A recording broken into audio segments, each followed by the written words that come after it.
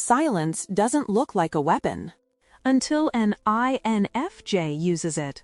In a world obsessed with winning, proving, competing, and outshining, the INFJ does something radically different. They step back.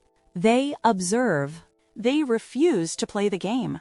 And that refusal shakes people far more than any confrontation ever could.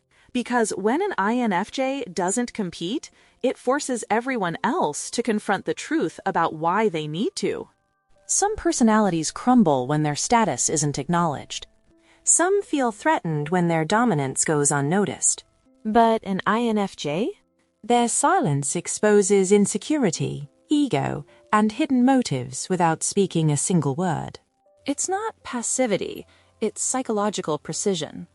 It's the quiet power of someone who knows they don't have to fight to win, because their strength lies in understanding what others can't even see. If you've ever felt the shift that happens when an INFJ goes silent, stay with this video until the end, because what you learn here will change how you understand their mind forever. Before we begin, answer this in the comments. Do you compete or do you observe? And if you're new, hit subscribe. Your mindset is about to evolve. INFJs disarm competitors by refusing to engage, turning silence into psychological pressure. This is the quiet advantage people never see coming. The moment an INFJ decides not to play the game, the entire game changes. Their withdrawal from competition doesn't signal weakness. It signals a shift in power, because the person who refuses to fight by someone else's rules forces everyone else to confront their own. Competitors expect reactions, conflict, defensiveness, or emotional leakage. But an INFJ offers none of that. Instead, they respond with stillness, the kind of stillness that exposes intention, magnifies insecurity, and makes loud personalities suddenly aware of how much noise they depend on. Their silence becomes a psychological mirror, reflecting back the volatility and ego of the person trying to provoke them. As the INFJ steps back, the other person steps into the spotlight alone, revealing truths they didn't intend to show. In conversations, in conflict, in subtle social power plays, the INFJ's refusal to engage strips away the illusion of control. Competitors begin to overexplain, overreact, overperform, because the absence of pushback forces them to confront the hollowness of their own tactics. Silence becomes pressure, not because the INFJ intends harm, but because presence without reaction is a rare form of strength that reveals who is genuinely grounded and who is performing strength to avoid being seen. Most people crumble under this weight, not understanding why being met with calm and non-resistance feels more threatening than being met with anger. The INFJ is not withdrawing. They are evaluating. They are not intimidated. They are observing. They are not passive. They are choosing the battlefield, and it is never where others want the fight to happen. While competitors burn energy trying to provoke a response, the INFJ conserves theirs, gaining clarity, insight, and advantage. Eventually, the INF's silence becomes the undeniable signal that the power dynamic has reversed. They win not by force, not by argument, not by confrontation, but by making the other person face themselves. Their non-competitive stance exposes who is driven by ego and who is driven by purpose. When an INFJ refuses to compete, something subtle but profound happens in the room. People reveal themselves. Those who rely on comparison, validation, or dominance suddenly confront the emptiness of their motives because the INFJ simply will not play the game that feeds them. Their calm, grounded energy interrupts the usual rhythm of rivalry.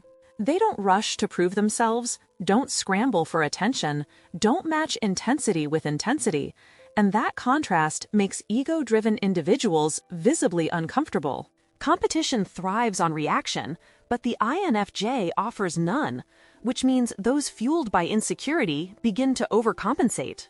Their voice becomes louder, their gestures sharper, their need to be seen more desperate. Without realizing it, they expose exactly what the INF sensed from the start, that their ambition was born not from purpose, but from a fear of being ordinary. Meanwhile, those driven by purpose recognize something entirely different in the INFJ. They see a person operating from alignment rather than comparison. Someone who measures success by the integrity of their choices, not by outshining someone else. Purpose-driven individuals don't feel threatened by an INFJ's quiet strength. They feel validated by it. They naturally gravitate toward the INFJ, sensing a shared internal compass that points toward meaning rather than applause. In this way, the INFJ's non-competitive stance becomes a filter. Ego recoils, purpose approaches. The INFJ doesn't need to expose anyone. People expose themselves in contrast to the INFJ's neutrality. A person who is rooted in ego cannot stand beside someone rooted in authenticity without their motives becoming painfully obvious. And an INFJ doesn't need to call it out. Their silence, their intention, their refusal to fight for what doesn't matter speaks louder than confrontation ever could. In the end, the INFJ's stance reveals a simple truth. Those who chase validation try to win against others, while those who chase purpose try to win within themselves. They redirect energy inward, building strategy, while others waste theirs on noise. Most people mistake an INFJ's silence for passivity, but silence is where their mind sharpens. While others scatter their energy outward, arguing, posturing, competing for recognition, the INFJ is gathering information, mapping dynamics, and constructing a strategy no one sees coming. Their inward focus is not withdrawal, it's refinement. It's the process of clearing mental space so they can observe without distortion, think without interference, and understand without reacting impulsively. The INFJ knows that energy is a currency, and most people spend it recklessly. But the INFJ invests it, quietly, deliberately, until their insight becomes an advantage no amount of noise can overpower. In environments where people fight to be heard, the INFJ's inward turning becomes their greatest weapon. While the room gets louder, they become clearer. While others talk over each other, they're tracking patterns beneath the conversation, shifts in tone, hidden alliances, motivations cloaked in confidence. They notice what people emphasize and what they avoid, the cracks in logic, the emotional tremors behind certainty.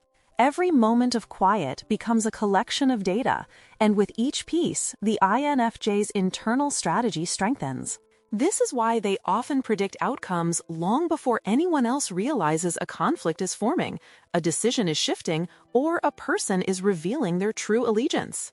By the time others exhaust themselves trying to win small battles of ego, the INFJ has already positioned themselves far ahead, not through force, but through foresight. Their inward-directed energy equips them to move with precision rather than noise, intention rather than reaction. And in a world obsessed with visibility, strategy built in silence becomes almost supernatural. The INFJ doesn't need to outshine or overpower, they simply outthink. Their victory isn't loud, but it is inevitable, because they played a completely different game while everyone else fought for attention.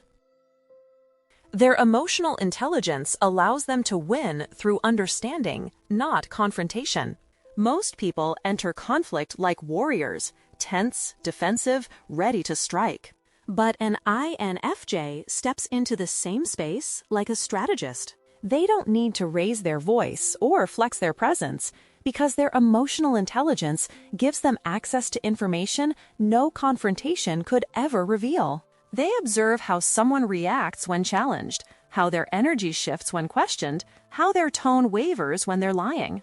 While others fight for dominance, the INFJ studies the battlefield, not to defeat the other person, but to understand them so completely that confrontation becomes unnecessary. Understanding becomes the victory, and empathy becomes the weapon that disarms without ever cutting. In moments where tempers rise and emotions flare, the INFJ doesn't match the chaos. They soften, they stabilize, they create a psychological contrast that exposes the other person's imbalance.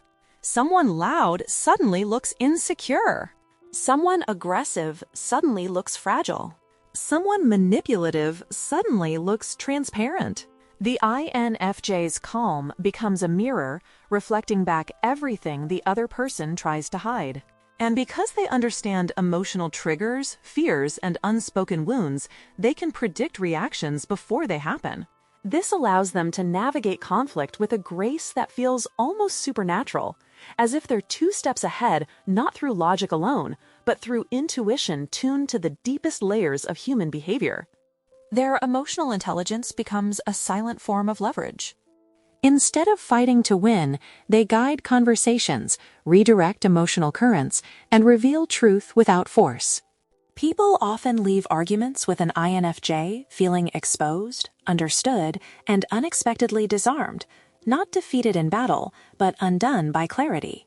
And this is where the INFJ quietly triumphs, not by overpowering others, but by understanding them so deeply that the need for confrontation evaporates. In a world addicted to noise and conflict, the INFJ wins by making both unnecessary. By refusing to compete, they force others to confront their own insecurities. Competition is a comfortable battlefield for most people, a place where ego can hide behind performance, where loudness can masquerade as strength, and where insecurity can be buried under the illusion of winning. But INFJs dismantle this entire structure by simply not stepping onto the field. Their refusal to compete isn't passivity, it's exposure. When someone pushes for dominance, for comparison, for the usual tug-of-war of validation, the INFJ doesn't push back. They stay still. They stay silent. And in that stillness, the other person's insecurity has nowhere else to go but inward. Without resistance to define themselves against, they are suddenly forced to face the fragility beneath their desire to win. This psychological shift is subtle but powerful.